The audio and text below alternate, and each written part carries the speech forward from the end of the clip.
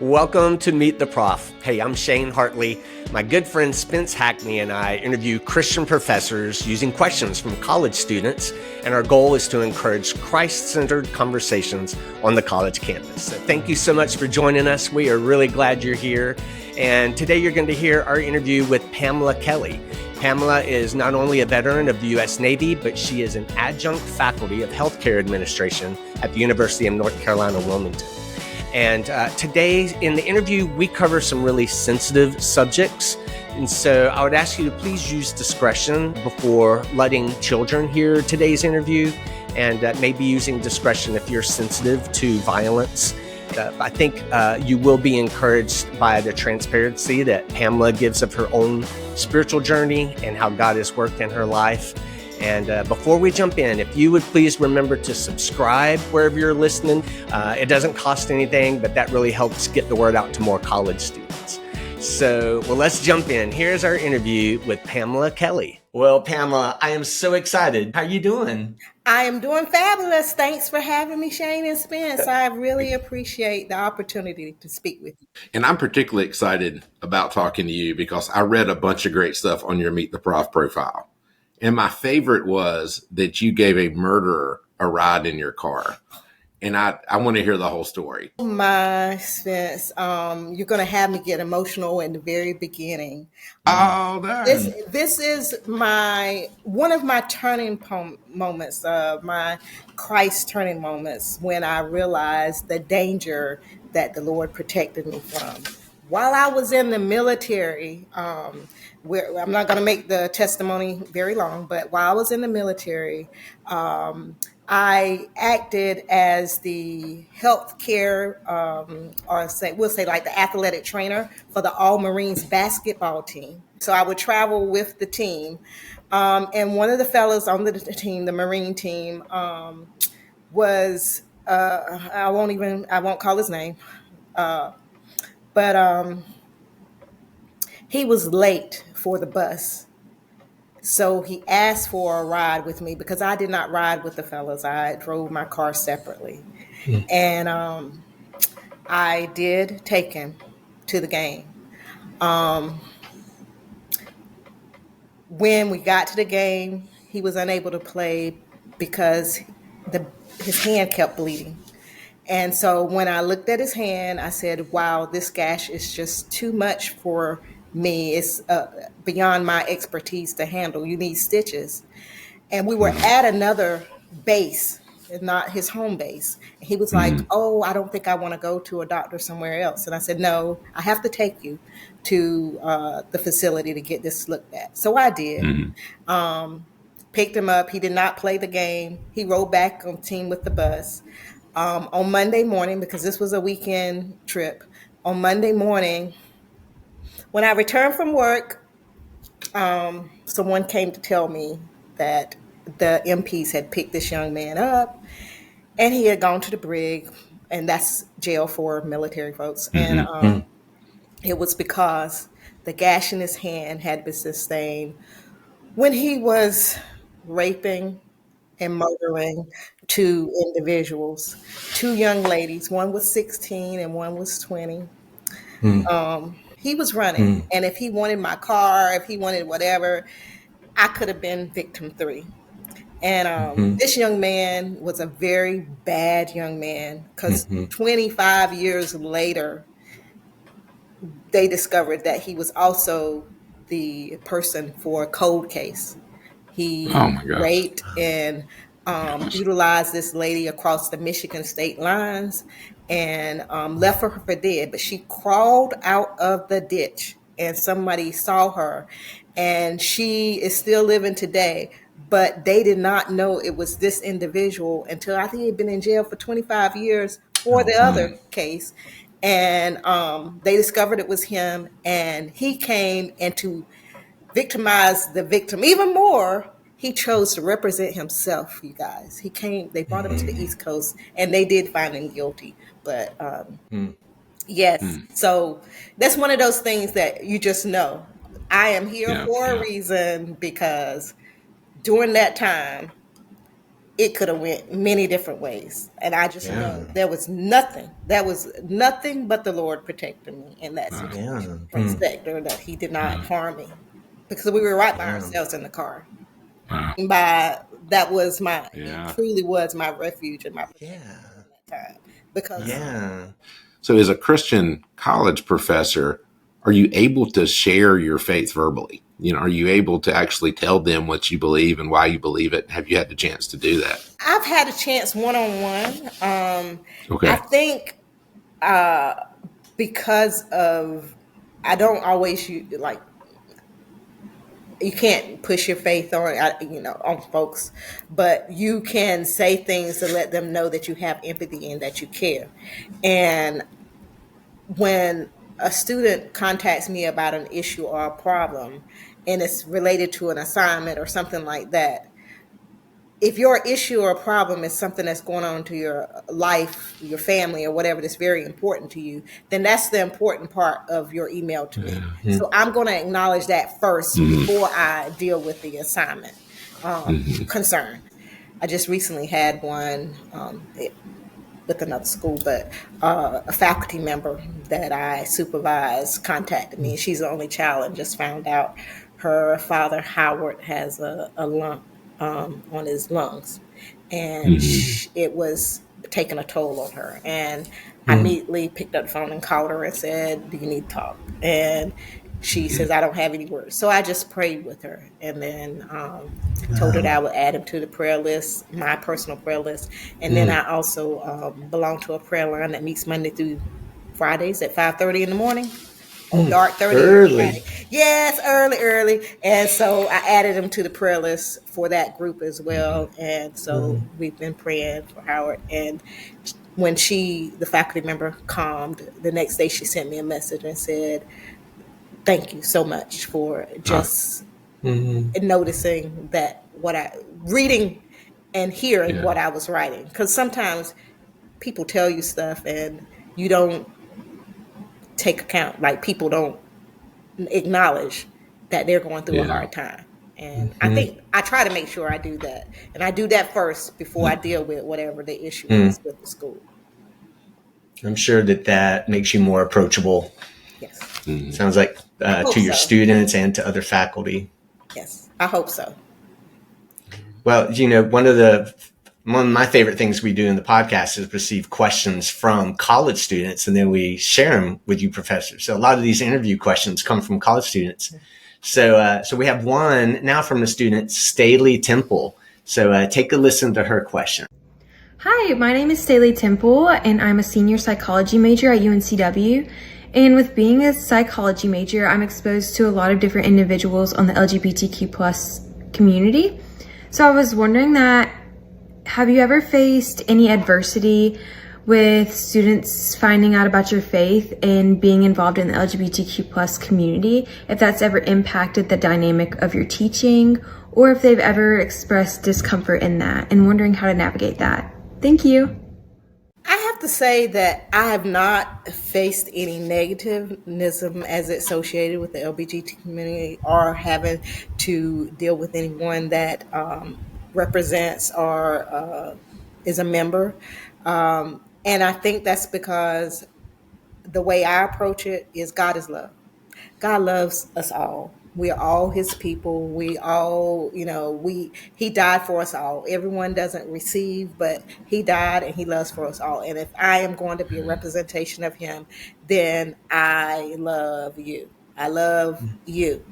And just because I may agree or disagree with choices you make, that doesn't keep me from loving you as a human being. I'm trying to remember, there was a student, I don't remember their exact question, but they were kind of testing the waters as to whether I had an issue with them identifying their pronoun. You know how you do that? Okay. And I was like, no. Then what did you notice that? And I was like, well, yeah, I noticed it, but I kind of was like, it's a non-issue for me. We are in a class. I'm your instructor for the class. We are here to talk about health administration. I do have my own beliefs, but that doesn't keep me from treating everyone fair and equitable, and for having a genuine love for my students, and desiring that each and every one of them is successful. So, and that's how I approach it. And I don't think there's not been any negative pushback that I'm aware of. I mean, they didn't communicate it to me if there was anything. And that one student who asked you about your comfort using their pronouns, how do you think they would have responded if you showed right then what your biblical convictions were?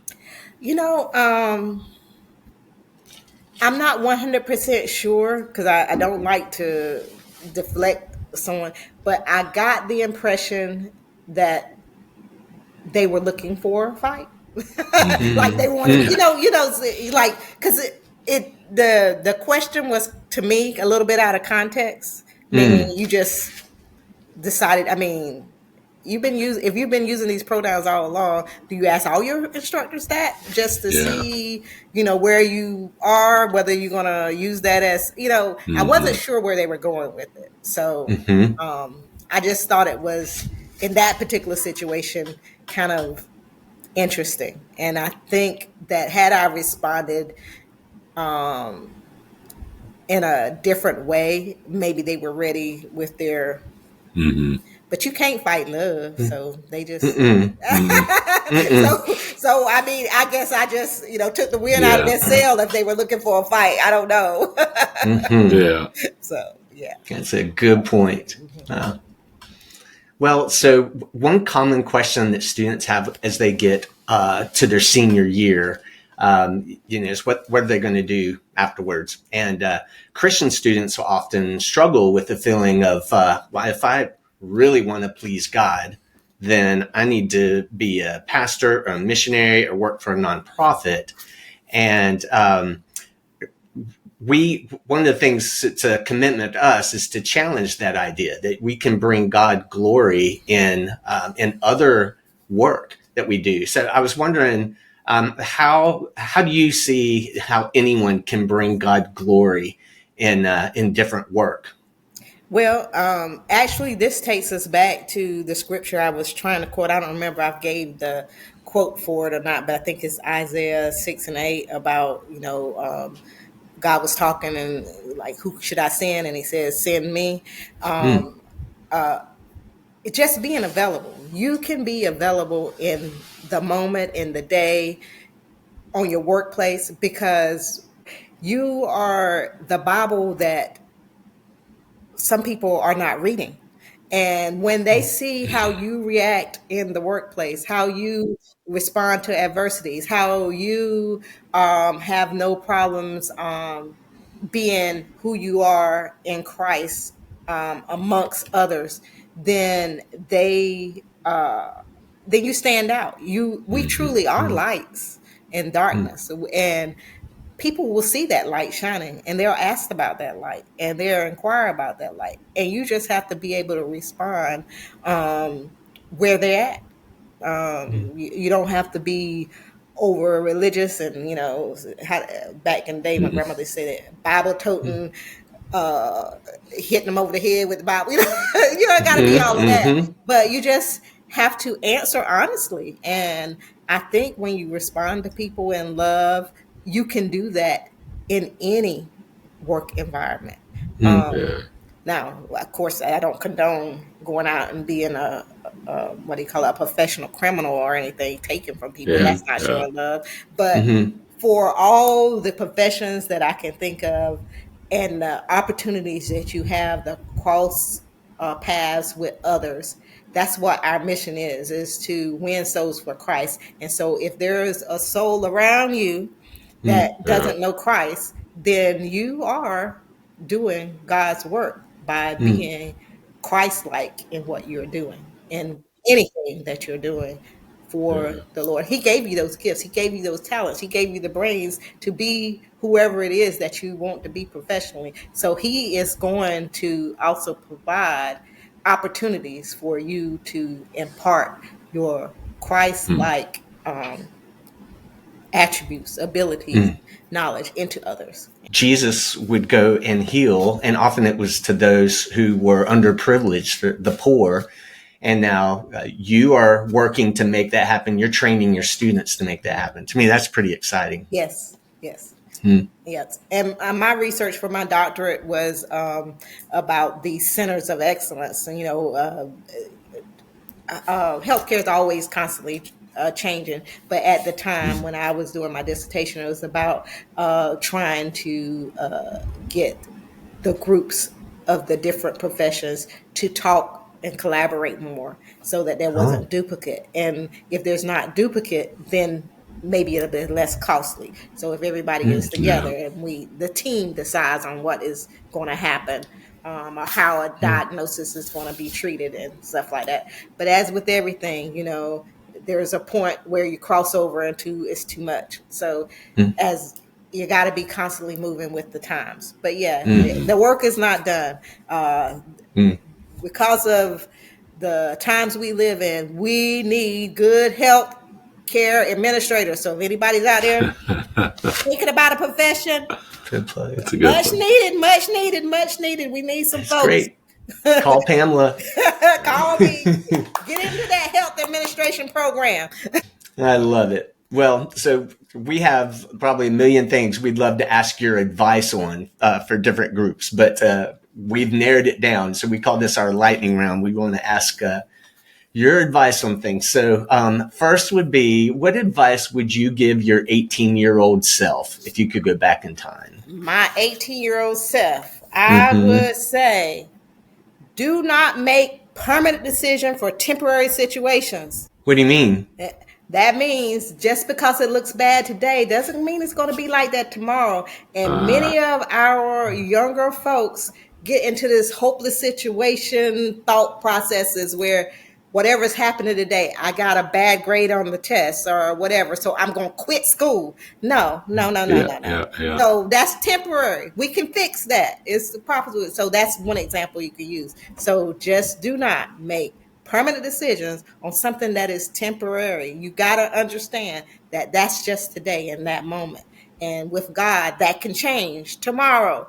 But you got to be here tomorrow in order to take care of it. That's great. I don't like this hopelessness thought. It's not hopeless with the Lord. Yes. I'm going to use that again. I've got some college students who are going to hear that this afternoon. That's great. Thank you. Use that. Use it. So what advice do you give to people, to students who are graduating college and going out in the real world? Make sure you're attentive to the most important things that you should be attentive to in life. God and your family and those things associated with that. Because that's what's important. Make sure you don't neglect that. And then second, be careful who you let in your space. Pray for discernment. You don't want them rubbing off on you if they're not like you. You want to be the rubby. Yeah. So those are and I told my college students, like, hey, use your discernment. People are not in the mindset that you are. And yes, we are supposed to go out and win souls for Christ for those who are not. But you don't have to dwell among them and do the things that you know are not good for you. So you have to be careful who you let in your circle. Good. Well, what advice would you give other Christian professors? Be open to the opportunities to show love, to show grace. Each moment that God allows, there's an opportunity. We don't want to forget to have empathy and extend grace. So what advice would you give to other parents of college students? Easier said than done. But don't lose sleep. Trust God. Know that when you train up a child, what does it say? Proverbs 22:6, I think it is. When you train up a child, they know.